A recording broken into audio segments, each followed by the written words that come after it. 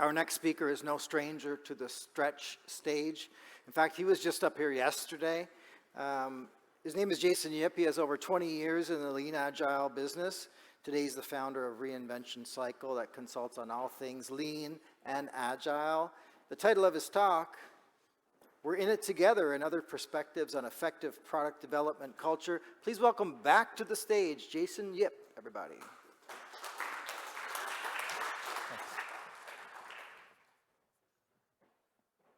Okay, cool. I see a few familiar faces. How many people attended my first talk? Okay, cool, excellent. So I assume it was good enough that you came back, which is good.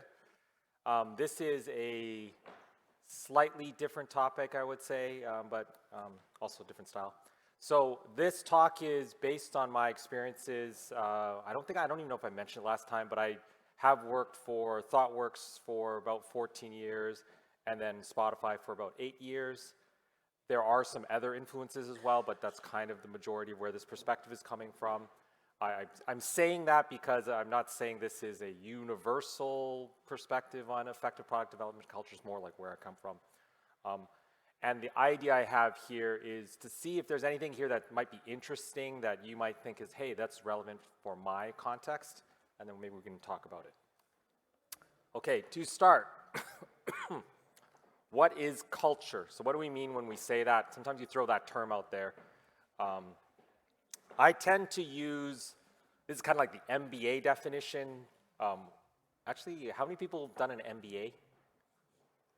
Oh, perfect, a few, right? Did you get to read this book, Edgar Schein, Organizational Culture and Leadership? Okay, but you'll have some variant of this. I like Edgar Schein's definition. So when you look at culture, you look at 3 levels. First level is artifacts, so all the visible things you see. Like you can also translate to other cultures. So if you say, hey, what is Hungarian culture? There's a level where I'm just looking around at the buildings and stuff like this, so all the visible stuff. Then there's espoused beliefs and values. So these are the things that we say we value formally. So if you have, hey, here's a list of our principles, here's a list of our company values that you're reading. That's number 2. And number 3 are the basic underlying assumptions. So these are things that if you stay at a place long enough, you know, hey, these are things that people believe, but you never say it. It's kind of just assumed. Sometimes I describe this as like, it's like a belief in gravity. We don't talk about believing in gravity. We just assume. And to the level where if someone said that they could fly, like without any assistance, hey, I can fly, you think they're crazy. Like that's what we mean by underlying assumptions. Does that make sense? Okay. So the other book that I want to reference here is called Good Strategy, Bad Strategy. How many people read this one? This is a good one. So I would highly recommend this book if you haven't read it around strategy. And this is because I want to talk about culture as strategy. From this book, Richard Rummel talks about strategy kernel. So we start with a diagnosis that defines or explains the nature of the challenge. So if you think back to Schein's culture definition, this is what is the underlying problem that we're dealing with. A guiding policy, so how do we deal with the challenge that we're facing? And from the culture parallel is when we say we believe and value these things, it's because this is what we think is important to respond to the context we're in, and then a set of coherent actions that are designed to carry out the guiding policy. So this is what do we do because we have this particular culture, but being very clear about what that is. Okay, so this is essentially saying, hey, if we look at culture as a strategy to deal with the context that the company is in, how would we think about it? So when I think of like what my version of effective product development culture, framing it like that, then I'm breaking it down to 1, core beliefs about the nature of reality and people. So what do we believe is real? Guiding principles for how to approach software product development. And then 3 key practices that reflect those guiding principles. And this is just my translation of those previous culture definition and strategy definitions, applying it to effective product development culture. The quick summary here, this is everything. If I had enough time to talk about it all, I won't, but this is a breakdown of core beliefs, guiding principles, key practices. This is what I think makes effective product development culture. It's Jason's opinion though, so I could be wrong, but that's my opinion. Instead, I will go through in a little bit more detail of some of them that I have time to, and then we can talk more if you want to. So first, effective product development culture have particular core beliefs. And core beliefs they're not specific to product development. So we're talking about what do we believe about reality, what do we believe about people, and we have those two because we have people involved when we're doing product development. Maybe when we're doing AI product development, we'll be, hey, what is the nature of the robot intelligence? But right now, it's still the nature of people and the nature of reality. And again, these are things that are only noticeable when you encounter people and places that don't share the same beliefs. It's the whole thing that I mentioned before about assumption about gravity. You don't talk about it. These are underlying core things. Oddly enough, I am going to talk about things to try to vocalize things that I think are assumed in effective product development places, just to try to make it clear. Okay, so I have 3 core beliefs. The first one is we're in it together. The second one is people are trustworthy. And the third, performance comes from playfulness. So the first core belief, we're in it together. I'm trying to demonstrate this with an example here. So if you can imagine there's this, again, chain of 3 teams. The second team here is in the middle, and they're stuck. They have some kind of problem. They need help. And you have this kind of response from team number 1 where they're thinking, hey, I'm doing great, but team number 2 is blocking us because, hey, we're doing all this stuff and they're in trouble and they can't keep up. And team number 3 is thinking, oh, this team 2 is so slow, we have to keep waiting for them to finish. So this kind of reflex behavior where these teams are not together. Like they only see their own problems, and any problem outside the team is that other team's problem. So that reflex is not what we're looking for. The reflex, I'm sure no one's watched the show. There's a Canadian show called Letterkenny. Has anyone seen that? Oh, one person. Right. Yeah, all right. So North American, right? So this is a great show. If they ever show it in Hungary, you should check it out. It's pretty funny. I don't even know if it culturally aligns, but it's hilarious. There's this concept they have where when a friend asks for help, you help them. And it's like a funny catchphrase, and they say this, and then they have their hijinks that occur because they're trying to help friends. But this is trying to allude to the concept, the idea that we have here. Because when they say this, there's no reasoning for it. It's not oh, you should help friends because blah, blah, blah. It's just like gravity. Oh, no, you do this because you do this. It's just an underlying assumption. And the same idea applies here. So the translation here is in the kind of the effective product development culture. When a coworker asks for help, you help them. And again, it's not a reasoned thing, it's just that kind of reflex. And that's sort of the idea. So I have a few phrases here just to show the difference of what you might hear if you have one assumption versus the next. So if you didn't believe this, that we're in it together, you will have this thing of we're fine, but the other group has problems. That problem is not my job, so it's not my problem. Focus more on the individual or single teams or single departments. And you do have these kind of in-group, out-group dynamics. As opposed to you kind of have the you have my back, I have yours, we're all in the same boat, how can I help, shared purpose, mutual respect. Like if you think of some of the presentations people gave before and think about the sort of things they talked about, you will see this kind of dynamic where you have this difference in assumptions. Okay, so that's the first belief, we're in it together. The second core belief is that people are trustworthy. And in order to see this, usually think about what the reflex is on transparency in organizations. If you believe people have, like fundamentally believe people generally have bad intentions and or they can't handle information, what you will tend to do as a leader is you will tend to hide context and micromanage people, right? Because they can't handle information, they're not trustworthy, they have to do all this stuff. And because you are doing that, because you're hiding context and micromanaging, people will generally not know what the right thing to do is because you didn't share anything, and therefore they're more likely to do the wrong thing, and therefore you'll believe they can't handle it, right? So it's this kind of reinforcing vicious cycle that occurs, and of course we don't want that.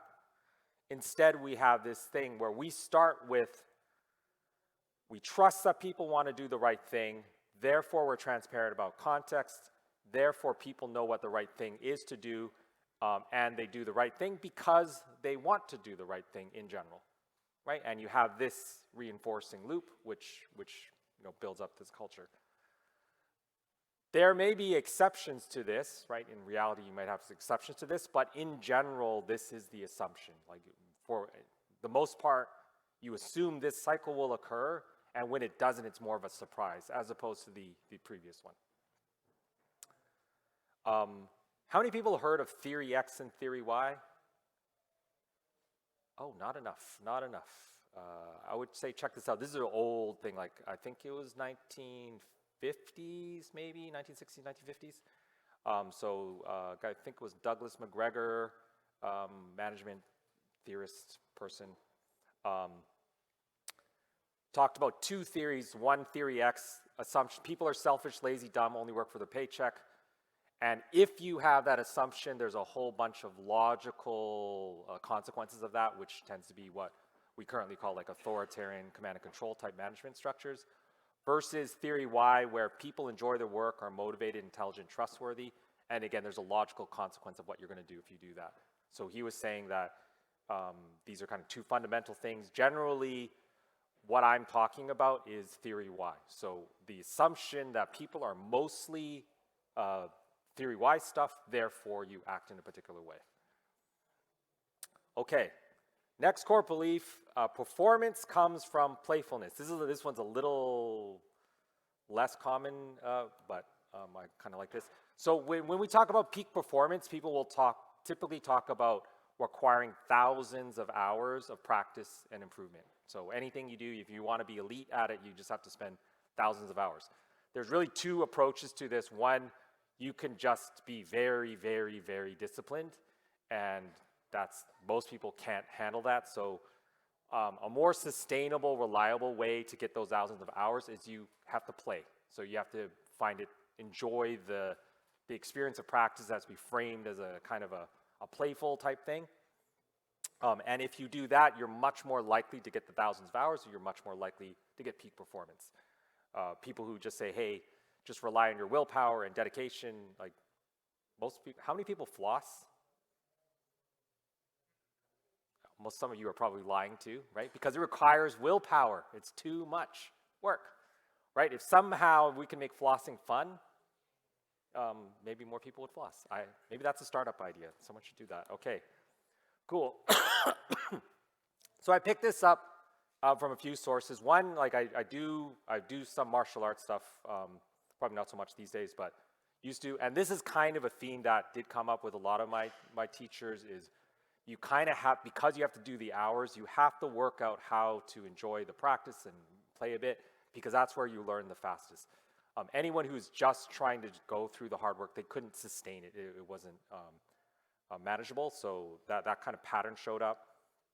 There's also this book that I read a while ago called The Rise of Superman, which was looking at what they call the science of ultimate human performance. They were looking at elite athletes, typically what's known as extreme sports. So how do those people attempt things that are like they're the incredible levels of human performance?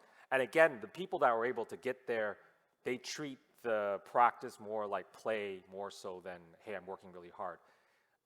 It's a nice example here because the thing they're doing, like if outside of, it's like considered a sport, but it's a lot of hard work. It's actually like a lot of pain, a lot of suffering, but they still dedicate the time there because they're framing it as play. Okay, so those are the three core beliefs. We're in it together, people are trustworthy, and performance comes from playfulness. But there are also guiding principles. And guiding principles differ from core beliefs in that they are context specific. So we're no longer talking about reality and people. we're talking about what is the nature of software development, what is the nature of product development. Also, these do need to be said. So unlike, we don't need to, actually, does everyone here believe in gravity? I just want to check. Everyone believes in gravity, yes? Okay, just want to check, just want to make sure. If we have to argue about that, then that's an issue. But with a guiding principle, you are making a choice. So I would actually expect us to not necessarily have the same beliefs about software development or product development. So as an organization, we do need to say, this is what we think is effective for software development, this is what we think is effective for product development, to make sure we all line up. Hopefully, when you make that expression, it is a reflection of decades of experience, and to be useful, guiding principles should be not obvious for novices. So you don't say stuff that everyone knows. You say things that are actually strategic choices, and that's the distinction when we say this is a guiding principle versus a core belief. So I have to kind of point there. You don't argue about gravity, but you can argue about what the best design for an airplane is. So like, what's our response to gravity can be different. Okay. So for guiding principles, I have 8 of them. I'll only talk about 3 of them. I'll have a link to more details if you want to look at the rest, but I'm going to talk about 3. The first one is consent over consensus. So this is almost a response to the previous beliefs I mentioned. If you believe that we're in it together in an organization and you believe that people are trustworthy, you'll create a tendency to have a preference for consensus. So you go, oh, okay, we're all together, everyone's trustworthy, so I'm going to get everyone's opinion about everything. And there are some issues with that, which is why we have this principle of consent over consensus. Oh, I should check. How many people have heard of consent over consensus? 1, 2, 3, maybe 4. Shrug, so 3.5. Okay. So here's a particular, so consensus people go, hey, oh no, this is the first one. Unilateral decisions lead to false progress. So authoritarian approach. Typically you have something of, we don't have time, I have to make the decision myself, and then people talk about why you can't execute because there's no buy-in for the decision. So it creates this is almost like a stereotypical thing, hey, the decision is fast, but the execution is really messy because no one bought into the decision. That's why we don't like unilateral decisions. A typical response to that is to use consensus decision making. So, oh, we're going to get everybody involved and everyone has to agree. And at scale, this becomes a problem because it's really hard to convince everyone to agree on things. How many people have found this a problem? I see some nodding heads. You know, like this is. I'm not saying democracy doesn't work. I'm saying like this particular thing. This is actually why we use representative democracies more so than direct democracies, because of this particular thing. So my joke here, hey, we embrace change here. All we have to do is convince everyone to 100% agree, and then we'll change, right? That means you don't change anything, so it doesn't make sense. So instead, we have this concept of consent over consensus. That particular phrase comes from something called sociocracy. But there are like a way to say that is everyone accepts the decision, like there are no objections over everyone agrees, and that is a lot easier to get to, and you get kind of more bias to action. Perhaps more well-known is this idea of disagree then commit that Amazon talks about. It's the same idea. I tend to like the consent over consensus phrasing because I think it's clearer, but disagree then commit is effectively the same idea. Are people familiar with disagree then commit or consent consensus? Yeah, okay, cool. Effectively, I think the main mistake people make with disagree then commit is they don't disagree first. They just try to jump to commit, which is effectively de facto unilateral decision making, so it's fine. Okay, so the next guiding principle is to enable autonomy with clear intent and technical excellence.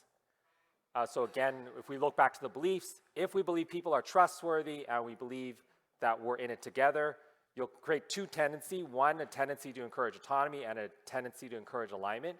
And this principle is really just a combination of those 2 things along with technical excellence. So when you want to say, I want teams or areas or whatever to be autonomous, you need clear intent to enable them to be autonomous, as well as effectively competence to be autonomous, and so that's the two parts. This is represented, I like this image. There's a guy named David Marquet, I think. He wrote a book called Turn the Ship Around. There's a YouTube video here that someone was just drawing his presentation. They had this nice little picture here. The top part, giving controls effectively, how do I enable autonomy? I have these two pillars, competence and clarity, which I've translated to clear intent and technical excellence.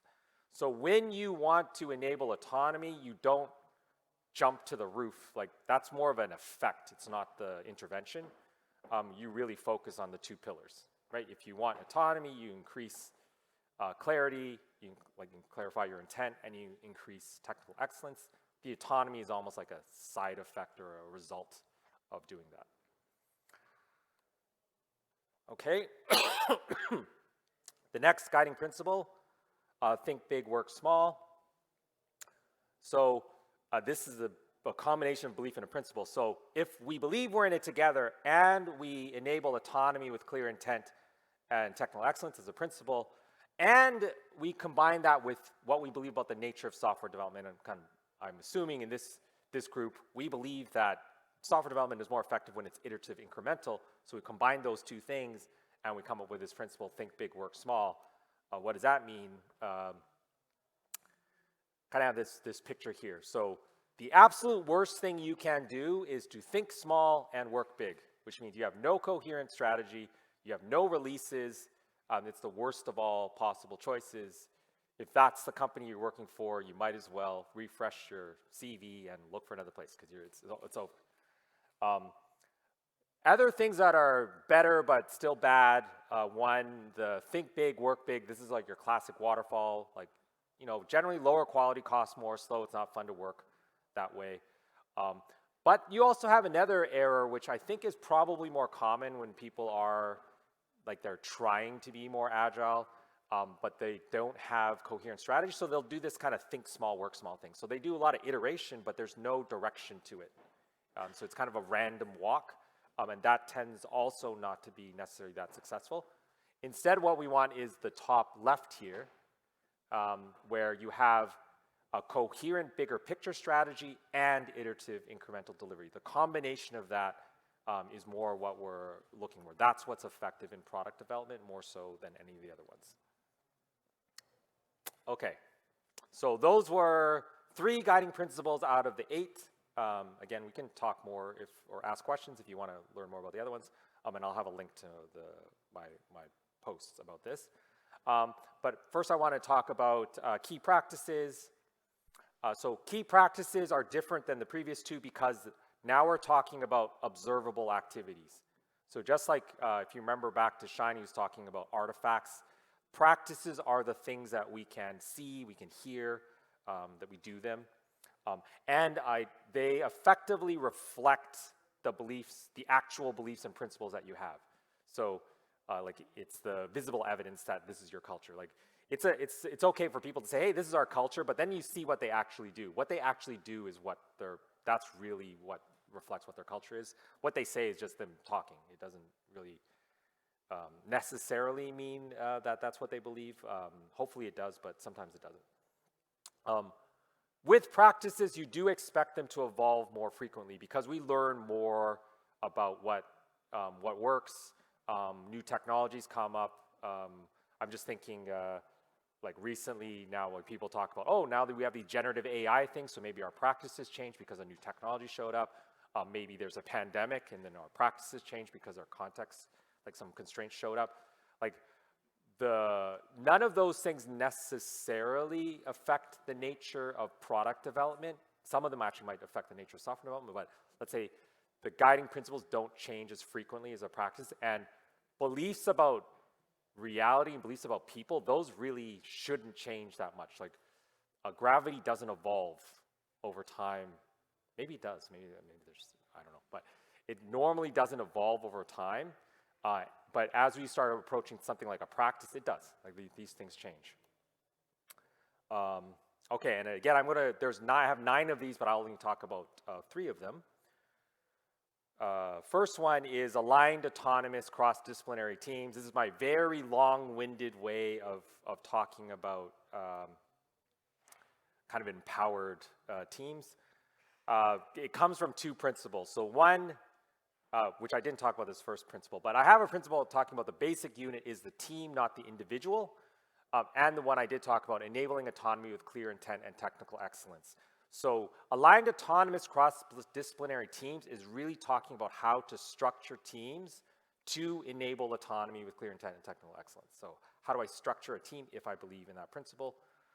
And it's really four things. With the team, want to make sure they're aligned with a clear mission within the context of a broader product strategy. This is back to kind of think big, work small. They have a mission, but it fits within this larger context. Two, that they are autonomous, meaning in this sense, it means that they are trusted to fulfill that mission autonomously, but it's a kind of aligned autonomous trust. So beyond, hey, you fulfill the mission autonomously, but you're also trusted to coordinate with other teams as you need to. So, hey, we need to do this thing, we're kind of accountable for it, but we also need help and we seek it. We don't go, hey, I need help, you get the help yourself kind of thing. Okay, and then finally, you have all the skills and tools needed to fulfill the mission, which almost always means the team is cross-disciplinary, right? Because most teams, especially if you have an actual product mission, you won't have like a single discipline usually can't deliver it, which is why you have more people. Okay. And next practice is T-shaped people. So I have a principle I didn't talk too much about, but this idea of developing products is by developing people, and how you do that is T-shaping. This also relates a little bit to the previous practice. So this is also known as multi-skilling, cross-training, generalizing specialists, paint drip people, icicle-shaped people. I'm sure there's some other phrase someone's used elsewhere. I use T-shaped people because I think it gets the point across clearly. It's nice, I don't know, snappy, I don't know, memorable. The general thing here is if you think about the shapes, if I'm thinking about eye-shaped, so the depth means, or the vertical means depth of experience, the horizontal means breadth of skills. So someone who looks at eye-shaped, that just means they're a specialist. Sometimes you do need that if you have like a critical skill that is rarely available. These days it would be like some obscure AI skill. You go, okay, I need one person, they can be really strong at that, that's good enough. Sometimes you need that. You have generalists, which is just broad skills. They're not really deep into anything. I've noticed this tends to be more typical when you're like a solo product developer, like, hey, I'm building my own mobile app type thing, and you do everything yourself. But T-shaping means you are broad. You're skilled at one thing, you have a lot of depth, but you have breadth. So you also can do other things too. Generally, I would say for most product development organizations, that should be the typical shape of a team member. They kind of look this T-shape. Sometimes you have eye shapes if you need some specialization, but typical product developers will be T-shaped. Why? Because it allows you to adapt to varying demand. If I just had specialists, I can't schedule based purely on priority because I won't have enough people. Like they go, oh, I don't know how to do that, so you have to switch it around because people don't have skills. If I have T-shaped people, though, I can just schedule purely based on priority, and then people can just take whichever thing. They'll be slower on some stuff, but they can just take whatever's on the top. T-shaping also means less people are needed because now instead of having one person per skill, I can have like less people, and then I just work out like, hey, this thing. My kind of joke here is that you need less managers because I have less people, so I don't need to introduce a manager until later. And managers are expensive, so, okay. Same thing, T-shaping helps with communication. When you cross-train other skills, you learn the other language of the other discipline, which just means talking to people is easier because you know their language. And again, the joke is I don't need a manager to be in the middle to translate stuff because we can talk to each other instead. So it can save some time. Okay, then the last practice is continuous research, continuous discovery, and continuous delivery. And this is an expansion of the think big, work small principle. So think big kind of leads to continuous research and design, and work small leads to continuous delivery. When you think about kind of research and discovery, what kind of a naive approach here is we're going to research to understand the problem space, we're going to experiment to identify potential solutions, and then we're going to deliver a specific solution to a specific problem, and you kind of chain this up and you do this that way. I'm saying like this approach, which is kind of simple, is not really what you want to do. Instead, you kind of have this where all those things are happening at the same time. Now, I would say this is really tough, and I haven't seen, even the place I've worked at, I've never seen someone necessarily do this that well. Like they're kind of touching on it, but it's not quite there. So this idea right at the top here, you have an activity. And these are not necessarily separate teams, but it's just more, there's an activity where you're constantly trying to explore the problem space. So I'm constantly trying to understand what is going on in the industry, what are the problems that are showing up. At the same time, I'm constantly exploring new technologies, new potential solutions. And then we're pulling that knowledge down as needed to solve specific problems. So we're like, our knowledge about the problem and possible solutions are constantly evolving, and then every so often we're yanking it down to do specific things. Okay, does this make sense, or is this confusing? I got a couple nods. I'm assuming everyone doesn't get it. Okay, I got a couple laughs there. Okay, cool, that's good. We can talk more about this. So 9 key practices, I talked about 3. So that's sort of my idea of effective product development. You have this 3 ideas of core beliefs, guiding principles, and key practices. And I shared a few thoughts about what I thought those were. Now, I'm seeing some pictures. So again, this is my opinion. What I'm doing this talk for is not just, hey, this is how to be effective at product development. There's also this kind of meta thing, is I want to encourage people to think about this yourself, like in your context. This is kind of back to the idea of culture is strategy. So diagnosing your specific situation, what you believe about product development, software development, what you think works here, and maybe you'll have like your version of what you think is effective product development. It's more the framework of this is what I think is interesting, so that you start reasoning about it, and then, collectively we can come to a better result. Okay, and I think that is it. So time for questions, and I'm at 0 time, perfect.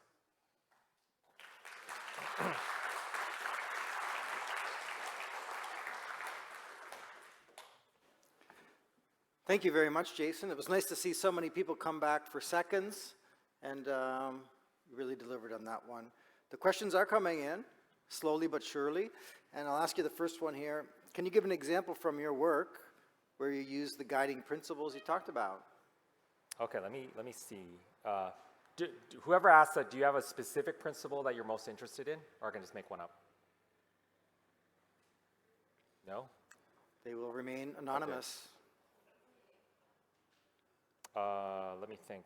Let's see, what's a good one here? Oh, okay. So one thing that does show up, I think one thing that showed up a lot, the one that I mentioned was enabling autonomy with clear intent and technical excellence.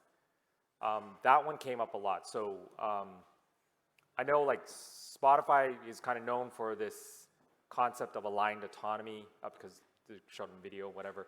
That's really hard to do. Like I recall a lot of times people would say, hey, there was a few people who were saying, hey, there's a problem with this team being autonomous because like, hey, they're not doing the right thing. And almost always I'd go, oh, okay, let's see. Was there clear intent? Did they have the skills necessary to do the thing? Almost always it would be like, oh, yeah, they don't know what to do because you never communicated the context, right? There's like where the product strategy wasn't communicated to anybody, so they don't know what they need to be doing. That's why they're going on weird direction. And that particular pattern showed up a lot. It also highlights that this is why I was saying this is something that had to be said. It wasn't assumed yet.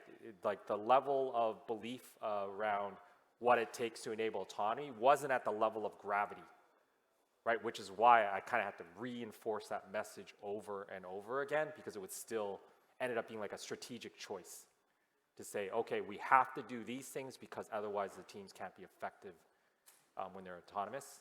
I guess that's the example. Okay. Our next one, how do you break the vicious cycle of not trusting, not sharing, and taking wrong actions? This one's a bit tough. Like my reflex is, it's almost like you kind of have to take unilateral action here of just being trustworthy. Like you just unilaterally become transparent.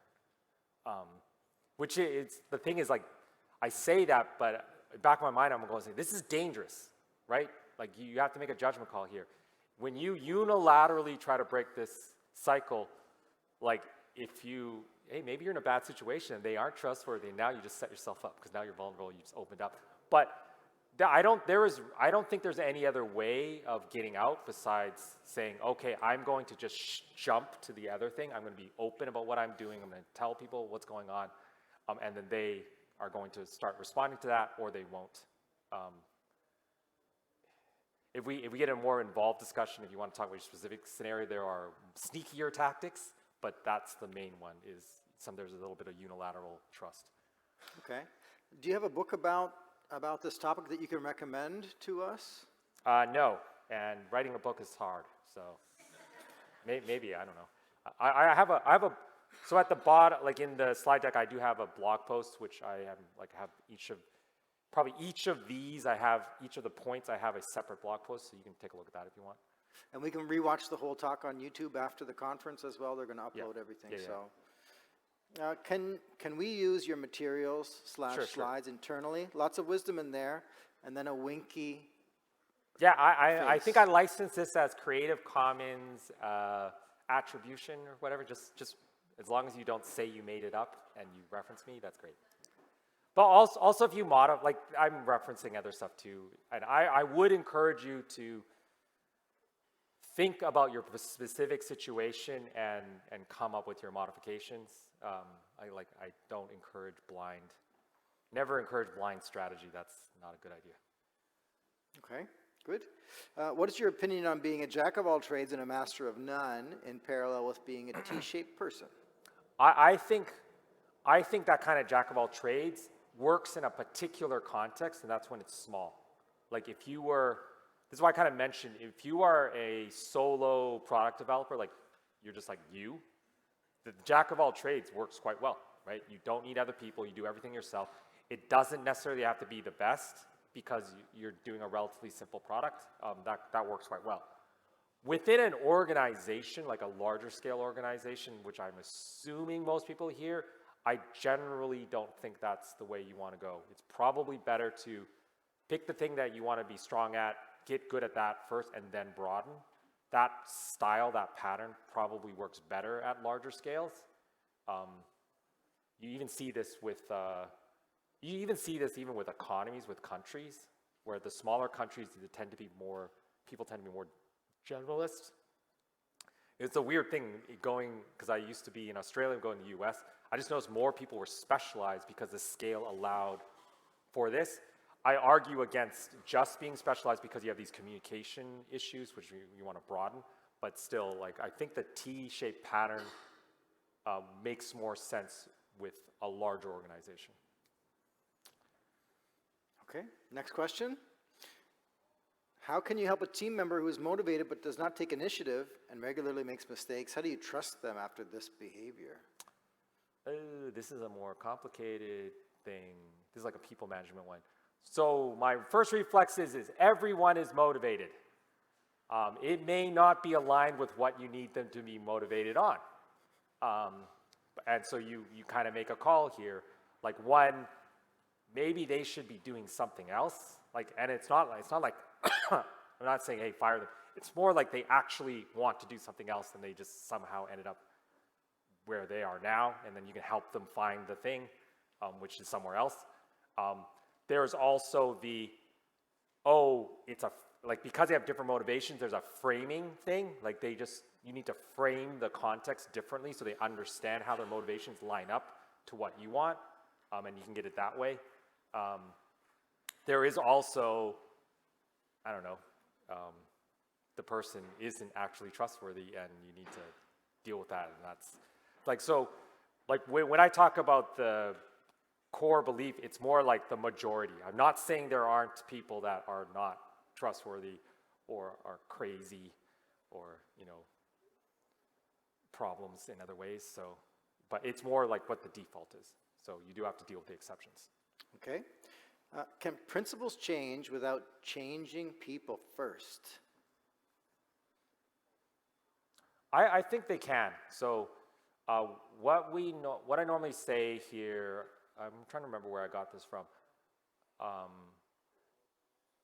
Let's say people will believe something, but you can undermine people's beliefs, I guess, right? So I could say, hey, I believe this about software development, I believe this about product development, but all I need to do is, I'm simplifying. All I need to do is show them something, give them an experience that undermines that belief, right? Where now they can't resolve it because they go, oh, how is that possible that I believe this because I just experienced something that doesn't match? And you'll get this kind of change. There's also stuff where I can pay you to change your principles, right? If I pay enough, right? So this is kind of change of incentive stuff. I'm sure you see this, right? Do people know the phrase, like, it's hard to change the mind of someone whose salary pays them to believe the previous thing, like something like that? Does that sound familiar? No? Is that a US thing? Maybe it's an American thing. Okay, but yeah, like, if someone's salary says they need to believe this thing, they tend to believe it. They might even have a logical argument for why they should believe it that has nothing to do with money, and they'll just invent it, right? And you can use that. So you can change like incentive structures, you can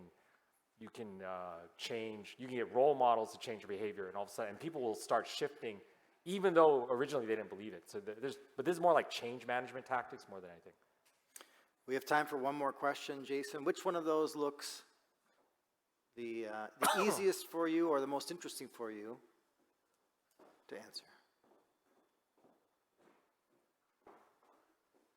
Will I get a second set of tea and portrait? No, I don't believe so. That seems a bit much. No, I can guarantee that. I don't think so. One very rarely sees even a few of these actually implemented. What's the root cause? Top management culture. The thing I would say is possibly, but having said that, I don't encourage you to say, like, say there's a version of this where you say, oh, it's top management culture, and you go to, I can't do anything about it, which I go, don't take that path. I would say, instead of saying, hey, what's the root cause, it's almost like, what are the mechanisms that create the current thing? And then you're looking for, it's kind of like think big, work small. Look for the small vulnerabilities that you can exploit to start to shift it, like incrementally.